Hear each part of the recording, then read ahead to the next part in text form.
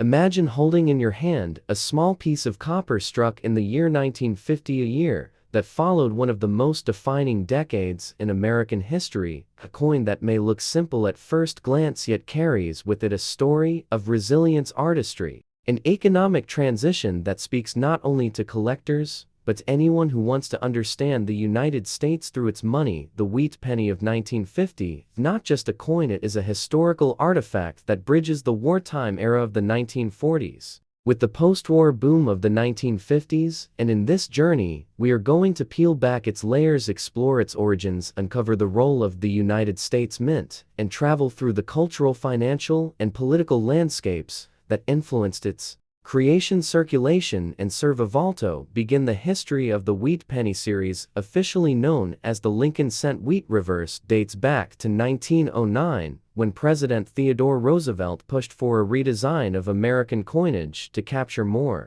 artistry and meaning in everyday money. The United States Mint enlisted sculptor Victor David Brenner, who created a design that would become iconic, the obverse with the portrait of Abraham Lincoln, the first real person ever to appear on a regular issue US coin, and the reverse with two simple wheat stalks framing the denomination, and the word 1 cent. The wheat ears symbolize prosperity, growth, and the hard-working agricultural roots of America. This design lasted until 1958, which makes the 1950 penny a coin firmly within that legacy. The year 1950 was a fascinating time for coinage production. America was emerging from the Second World War, and the economy was transitioning from wartime manufacturing to consumer-driven growth. This economic boom increased demand for coinage as millions of Americans entered the workforce, bought goods, and circulated currency. The United States Mint produced the 1950 wheat penny in 3 different facilities: Philadelphia, Denver, and San Francisco.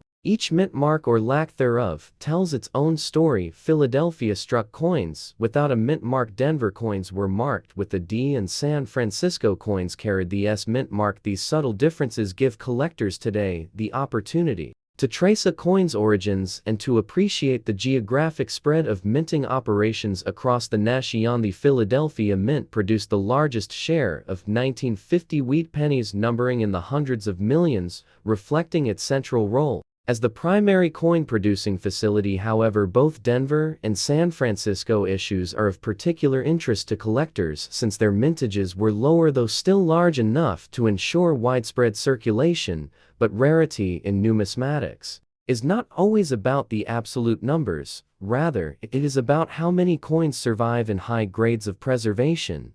And this is where the 1950 wheat penny takes on additional significance. A coin was heavy in the early 1950s. People did not treat these coins as collectibles but as everyday money. Cents were handed over in grocery stores, diners, movie theaters, and gas stations. They wore down quickly with years of pocket use, which is why finding a 1950 wheat penny in pristine, uncirculated condition is far more challenging than finding a circulated example. Mint state coins with original luster, especially those with full strike details on Lincoln's hair and beard, are prized among collectors today. The condition of a coin is graded on a scale ranging from poor to mint state, with proof-like designations for exceptional strikes, and the 1950 wheat penny can be found across this spectrum. But at the very highest grades, they become far scarcer and more valuable. You also must consider the cultural symbolism of the coin. In 1950, America was entering the Cold War era.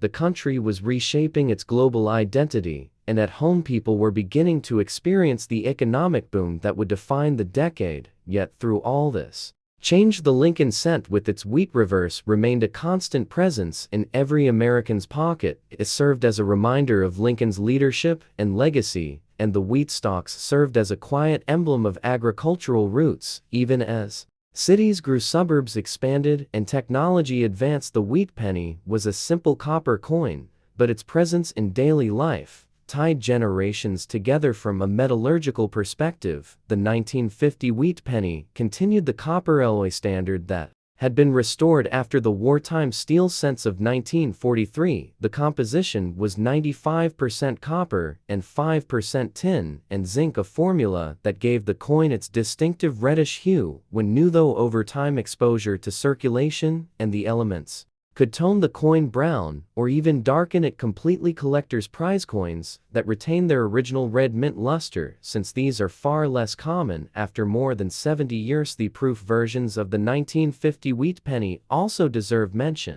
Though proof production was not as extensive as modern standards, the Philadelphia Mint issued limited numbers of specially struck proof coins intended for collectors. These proofs were struck multiple times on polished planchets, resulting in sharp details and mirrored surfaces compared to regular circulation strikes today. Surviving proof 1950 wheat pennies are highly collectible and significantly more valuable than their regular issue counterparts. As we explore the journey of the 1950 wheat penny from minting to circulation and into the hands of collectors, we see how this coin represents not just a piece of money, but a slice of American life. It is a window into the era, its economy, its artistry, its values, and its aspirations. And when a collector holds one today, whether circulated and worn smooth by countless hands, or gleaming as it did fresh from the press, it is a chance to connect directly with the year 1950. So when we talk about the 1950 wheat penny,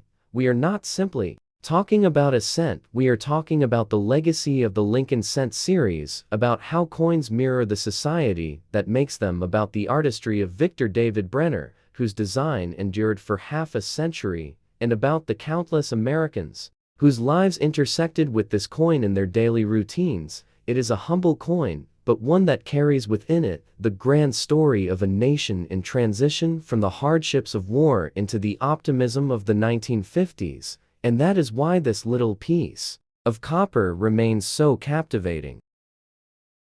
Imagine holding a small silver-colored coin in your hand, a coin that looks ordinary to most people, but beneath its metallic shine lies a remarkable story of Australia's economic development, its cultural identity, and its changing place in the world. This is the story of the Australian 10-cent coin from the year 1970. And it is not just about money, it is about history, heritage, and the fascinating journey of a nation through a single piece of currency. The Australian 10-cent coin was first introduced in 1966, when Australia changed from the old system of pounds, shillings, and pence to the modern decimal currency system. The changeover was one of the most ambitious reforms in Australian financial history, and the 10-cent coin became one of the core denominations in everyday life. By 1970, only 4 years had passed since decimalization, but the 10-cent coin had already established itself as a vital part of the economy. The coin itself was designed with artistic precision and cultural symbolism on its obverse side. The portrait of Queen Elizabeth II was featured, sculpted by Arnold Machen. This portrait reflected Australia's constitutional monarchy and its deep ties with the Commonwealth of Nations, but more than that, the portrait gave the coin an immediate link between daily commerce and the authority of the Crown. Every time Australians spent or received the coin, they were reminded of their connection to the monarch. And the reverse of the coin, Lyrebird, was chosen as the design by Stuart Devlin, who was Australia's official coin designer at the time. The Lyrebird was not chosen randomly. It symbolized the richness of Australian wildlife and was instantly recognizable with its extravagant tail feathers that mimicked the shape of a lyre. The lyrebird was famous for its extraordinary ability to mimic sounds from other birds and even mechanical noises. Its presence on the 10-cent coin reminded Australians of the uniqueness of their natural heritage and projected a national identity that was distinct and proud. The year 1970 was a particularly important one for the Australian 10-cent coin, because it marked the early stages of stability in the decimal system. The Australian government and the Royal Australian Mint in Canberra were working tirelessly to ensure there were enough coins in circulation to meet public demand. Millions of 10-cent coins were struck in 1970, with meticulous attention to weight,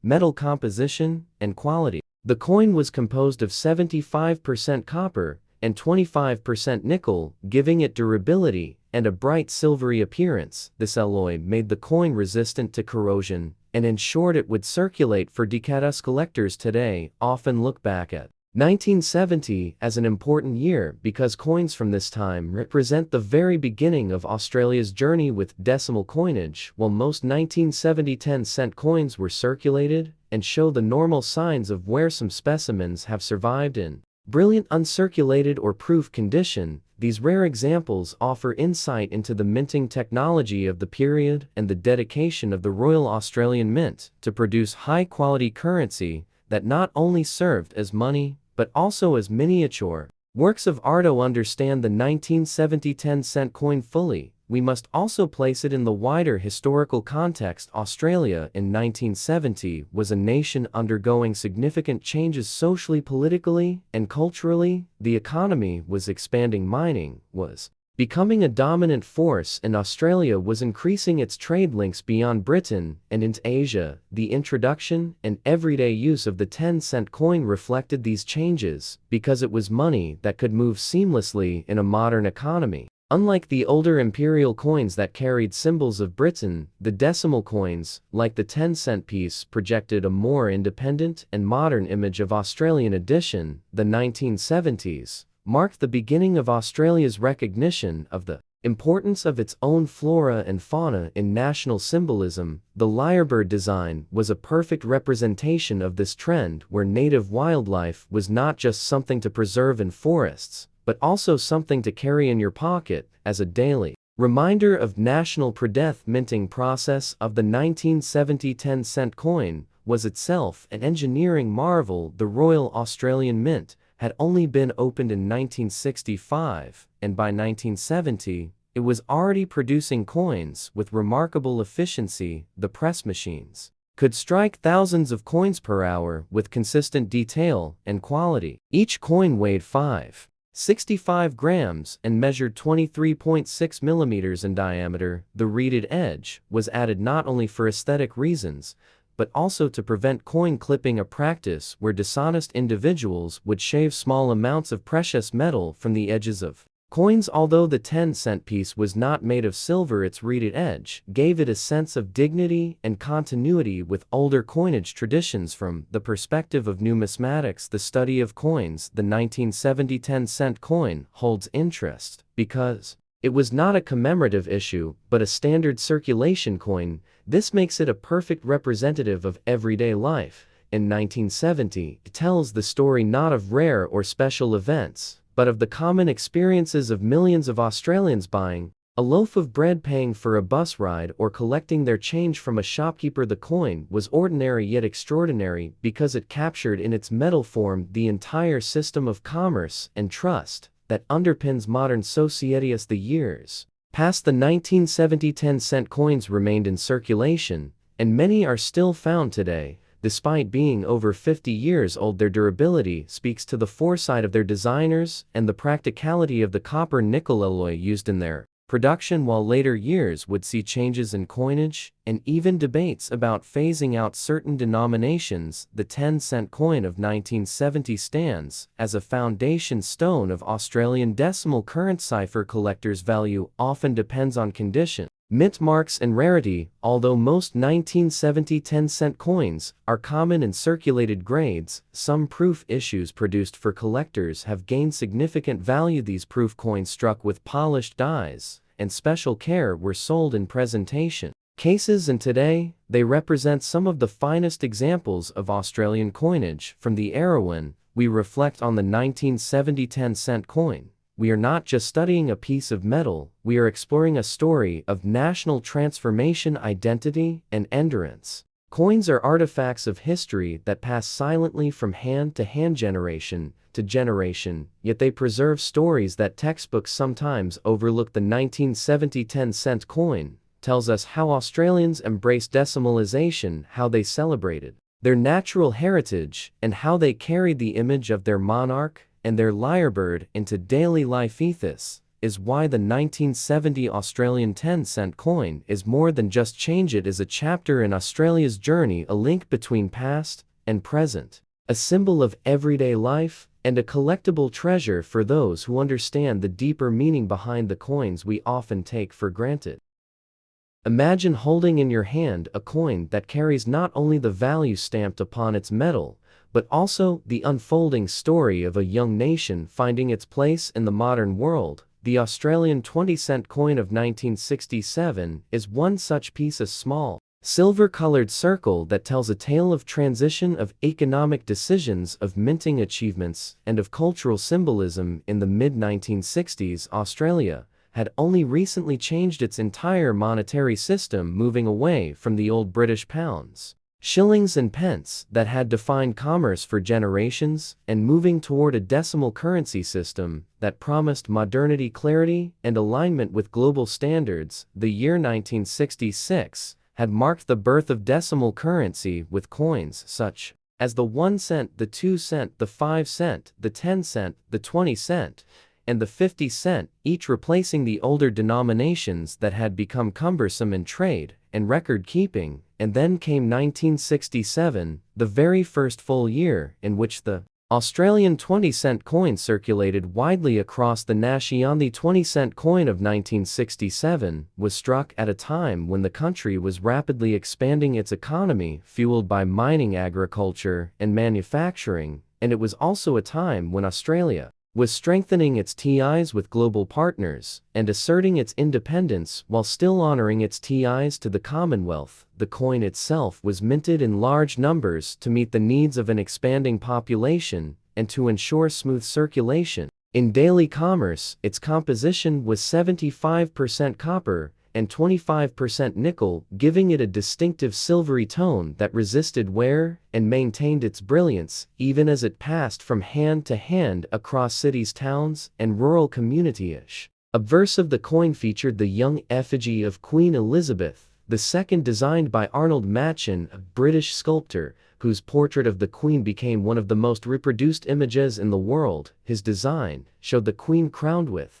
the tiara known as the Girls of Great Britain and Ireland, a classic and elegant depiction that reflected continuity of tradition while Australia itself was embracing change. This portrait was crisp, dignified, and symbolic of stability in a world that was rapidly modernizing. The reverse of the coin, however, carried an image that was uniquely Australian. It was the platypus, a creature so unusual that early European explorers once believed it to be a hoax. The design was created by Stuart Devlin, who had been appointed as the goldsmith and jeweler to the Queen. Devlin's platypus was fluid, dynamic, and full of movement. It appeared as though the animal was gliding through the water, surrounded by ripples and currents. The design conveyed both natural grace and national pride, and it marked the 20-cent coin as a distinctly Australian symbol. The year 1967 also held particular significance because it was the second year of decimal circulation,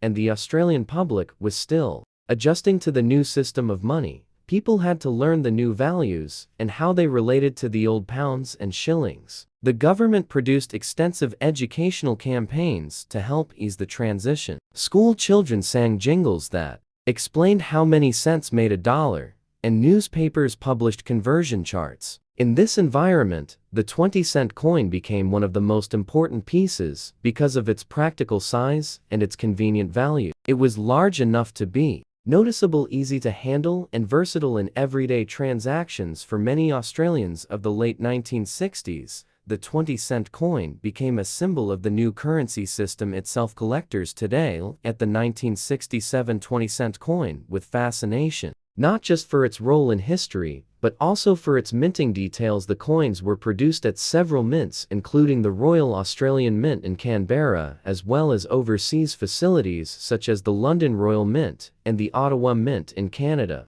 which were called upon to help meet the huge demand for new decimal coins. This international collaboration highlighted how significant the transition was and how much planning went into ensuring Australians had enough coinage to use in daily life. Some 1967 20-cent coins can even be identified by subtle variations in strike quality and minting characteristics, leading numismatists to classify them by mint, source, and variety. These differences add depth to the study of the coin and have created a fascinating field for collectors to explore. The coin itself is relatively large, measuring 28 52 millimeters in diameter and weighing 11.31 grams. Its size and weight gave it a satisfying heft in the hand and contributed to its long-lasting durability in circulation for decades. Many Australians remember using the 1967 20-cent piece to buy newspapers, candy bars, soft drinks, and even their first cups of coffee. The coin passed through countless vending machines and cash registers, and its image of the platypus became as familiar as the kangaroo on other denominations. By the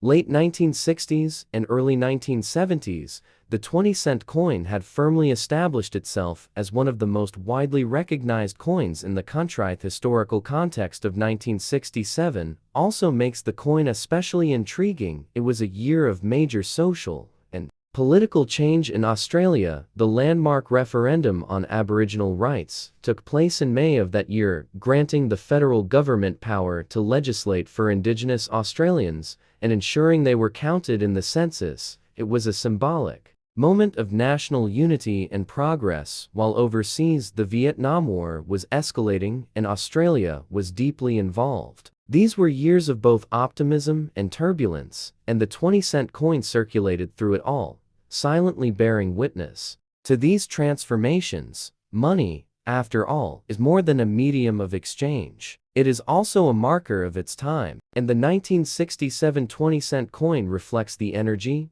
uncertainty, and aspiration of its era. As you explore the detailed history of the 1967 20-cent coin, you begin to appreciate how much can be learned from what at first glance appears to be a simple piece of metal. The decisions that went into its design, the symbolism behind its imagery, the global collaboration required for its minting, and the historical events that framed its introduction all combined to create a rich tapestry of meaning. Over time, the coin has become a collectible in its own right, while still being readily found in circulation for decades. Its durability and timeless design kept it in the hands of millions, and its cultural significance continues to resonate among numismatists, historians, and everyday Australians who remember the feel of that coin in their pocket.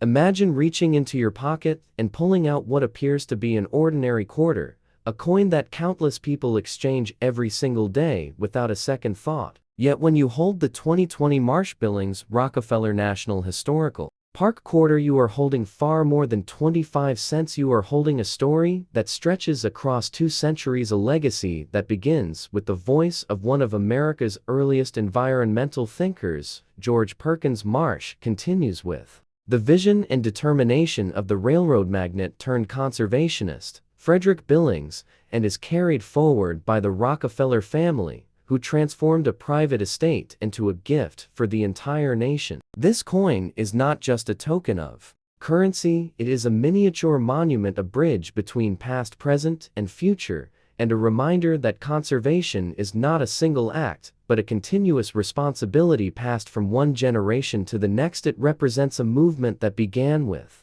words written in 1864 about the dangers of deforestation, and grew into a living laboratory where sustainable forestry was practiced long before the term was widely known. It embodies the ideals of stewardship that Lawrence Rockefeller would later enshrine in our national park system, and it marks the first and only time the United States Mint placed the theme of conservation so directly at the center of its design. When you look closely at the reverse of this coin, you see a young girl kneeling to plant a Norway spruce sapling within the forests of Vermont, a quiet but powerful image that says everything about our responsibility to those who will come after us. This is not just an image of a child and a tree, it is the visual language of legacy, responsibility, and hope, cast into metal and circulated into the hands of millions. The Marsh-Billings Rockefeller quarter is a story of land, a story of people, a story of ideas. And today, we are going to journey deep into its history, following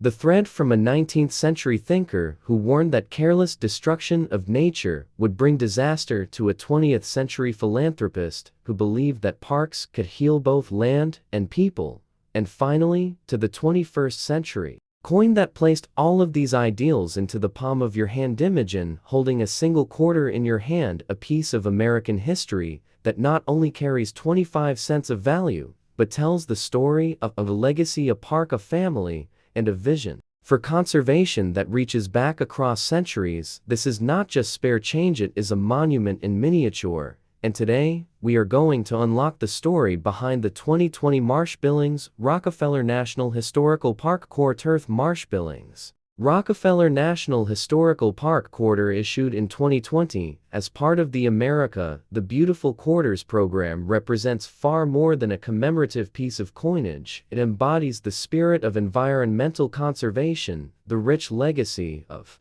stewardship passed down through multiple generations, and the enduring commitment to preserving the landscapes and resources that define the American identity. To understand the depth of this coin and the park it honors, we must first step back into the life and times of George Perkins Marsh, whose vision and writings helped to awaken a nation to the consequences of unchecked industrialization and deforestation. Born in 1801 in Woodstock, Vermont, Marsh was a lawyer, a diplomat, a congressman, and most importantly, one of the earliest voices to recognize the delicate balance between humanity and the natural world. His seminal work Man and Nature, published in 1864, is often cited as one of the founding texts of the modern conservation movement. Within its pages, Marsh articulated a revolutionary idea for his time that human actions could drastically alter the environment, that the forests, rivers, and soils which sustained life were not inexhaustible, and that careless exploitation would bring consequences not only for the present generation, but for those to come. This intellectual seed took root across the nation, inspiring later leaders to rethink the way Americans approached land use and natural resources. Property that would eventually become the Marsh-Billings Rockefeller National Historical Park is itself a living timeline of American conservation thought. It began as the Marsh family estate, a place where George Perkins Marsh spent his formative years observing the forests and landscapes that would inspire his lifelong passion for environmental balance. After Marsh, the property came into the hands of Frederick Billings, a railroad magnate from Woodstock who admired Marsh and was deeply influenced by his writings. Billings sought to put Marsh's conservation philosophy into practice, transforming the estate into a model of sustainable forestry and progressive land management. In the late 19th century, at a time when clear-cutting and resource extraction were rampant, Billings was experimenting with reforestation techniques, planting trees on denuded hillsides, and demonstrating that careful stewardship could restore health to the land. His estate became not just a home, but a living laboratory of conservation. This story did not end with Billings. In the mid-20th century, the estate passed to the Rockefeller family, specifically to Lawrence S. Rockefeller, a philanthropist and conservationist whose work helped shape the preservation of national parks across the United States. Lawrence Rockefeller recognized the historical and ecological importance of the property, and in 1992, he and his wife, Mary French Rockefeller, a direct descendant of Frederick Billings, donated the estate to the American people, establishing the Marsh-Billings Rockefeller National Historical Park. It became the first national park in the United States to focus explicitly on the history and legacy of conservation, a fitting tribute to the three families whose lives were intertwined with the property and whose values carried forward the mission of stewardship. The 2020 quarter depicting the park captures this layered legacy in its design. On the reverse side, created by artist Donna Weaver and sculpted by Michael Gaudioso, the image shows a young girl planting a Norway spruce sapling within the managed forest of the park. This choice of imagery is powerful and symbolic. It speaks to the intergenerational responsibility of conservation, reminding us that planting a tree is not for the planter alone, but for the generations who will sit in its shade, benefit from its roots, and inherit its role in the ecosystem. The young girl represents the future, the act of planting represents commitment, and the forest backdrop represents the continuity of human stewardship from Marsh to Billings to Rockefeller, and onward into the present. From a numismatic perspective, the Marsh-Billings Rockefeller Quarter is part of the larger America the Beautiful Quarters program, which ran from 2010 to 2021 and honored 56 national parks and historic sites across the nation. The program sought not only to celebrate the physical beauty of America's landscapes, but also to educate the public about the cultural and environmental heritage that these sites preserve. The Vermont Quarter, released in 2020, holds a special place within this series because of its unique focus on conservation history. While many quarters depict dramatic natural landmarks or iconic park scenes, this one depicts action, human responsibility, and the planting of a future.